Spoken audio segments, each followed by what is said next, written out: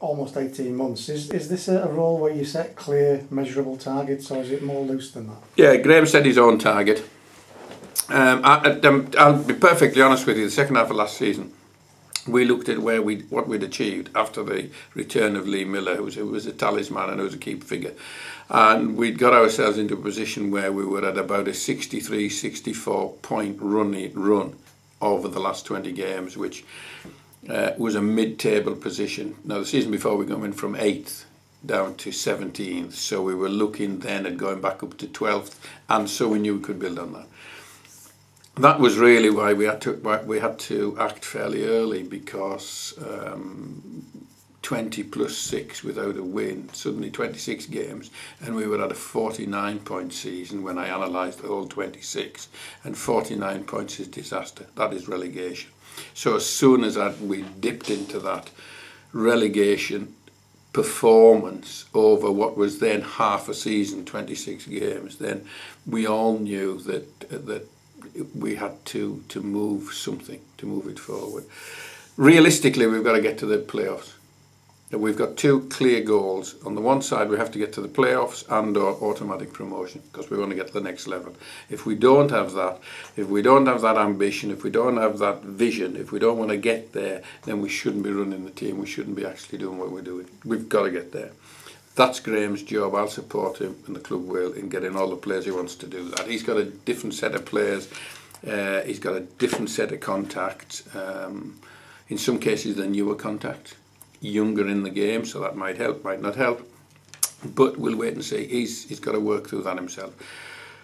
The next area is we've got to give him the facilities, and so it's not his worry about the facilities. That's my worry and the club's worry, and we will continue with the Blue Yonder project. Graham's aware of that. He doesn't need to worry about that. We've got to give him a stadium that's fit for championship, so that when he moves into the championship, and this is a clear target that we have, when we move into the championship, we will probably bring in an extra £4 million, which would double our turnover as a club.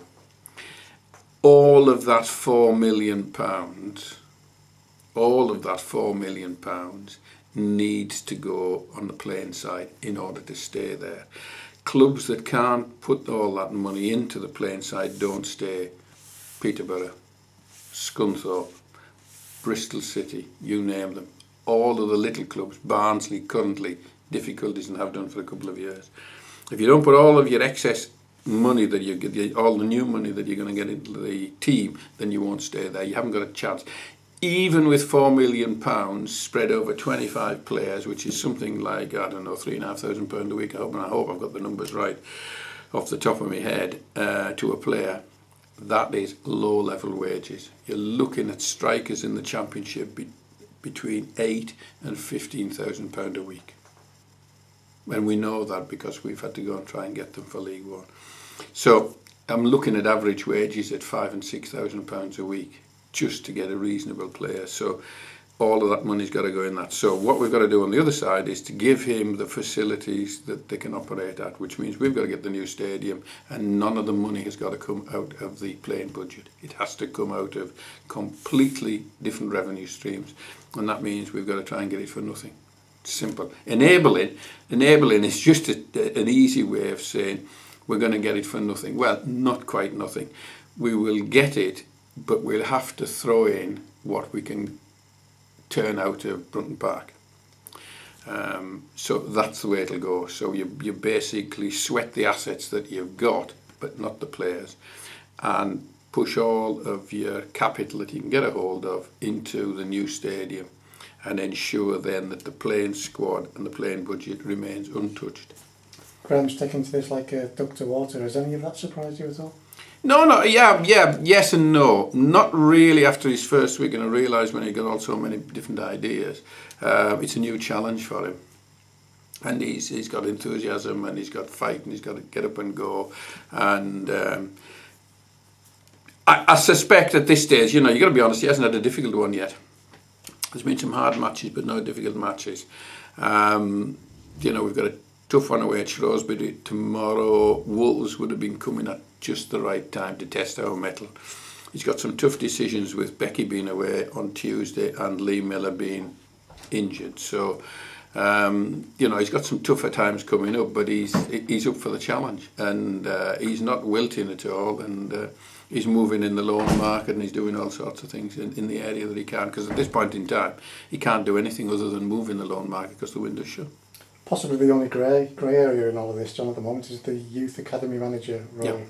Double-headed at the moment. What's the long term? It isn't a double head. The youth academy manager is still David Irons. David Irons has just happened to have got the job of assistant manager, but that appointment will take place. We are now actively out looking for a youth academy manager. Now that'll take time, because we've got to identify the people that we want, persons that we want. Then we've got to speak to them. Then we've got to talk to them. Then we've got to provisionally offer them the job. And it looks like we will take people who've got experience, as we did with David Irons. They will then need to potentially hand in their notice, which could take up to a month. So I don't expect to see an academy manager to replace David until December, at the very latest January. In that period, it's October now. So if we got somebody this month, they handed the notice in, it's going to be the end of November, beginning of December earliest, but let's be realistic, it's probably going to be January the 1st. So we've got to replace that position. And just finally, John, it's a dynamic industry. The last few weeks have proven that yet again at Gala United. Yeah. Yeah, it just never changes, does it? You never know what's going to happen day to day.